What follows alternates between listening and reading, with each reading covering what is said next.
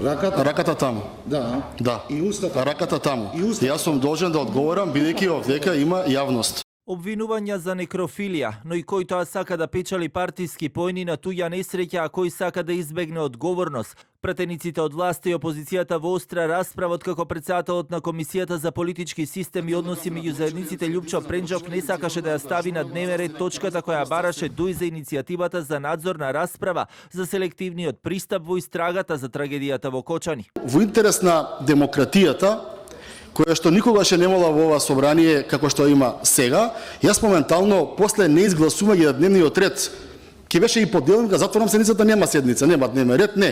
Јас намерно давам и процедурално, за да ни стане јасно и на јавноста и на другите пратеници кои што не се членови, кој за што се залага, кој се залага ред, поредок и право, а кој се бави со некрофилија за поен плюс или два. Се бара само дебата, вие и тоа не го дозволувате.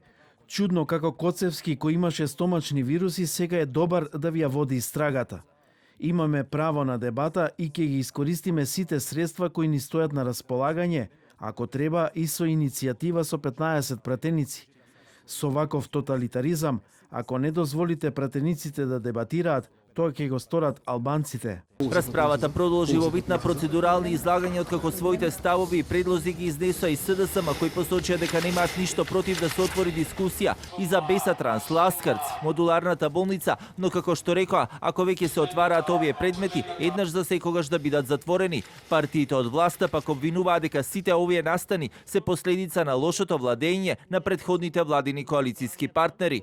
Ние не гласавме за овој предлог, не отисме против да се расправа за трагедијата што се случи во Кочани, меѓутоа, нормално бараме истовремено да се дебатира тука и за другите трагедии што се случија во оваа држава во последните 4-5 години. Ги поддржувам колегите кои сега и тука на оваа говорница, меѓутоа и претходно, ги отворија прашањата и за модуларната болница, и за Ласкарци, и за несреќата во Бугарија.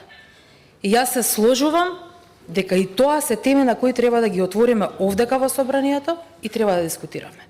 Но дајте да видиме иницијатива како ова, за да знаеме за што зборуваме.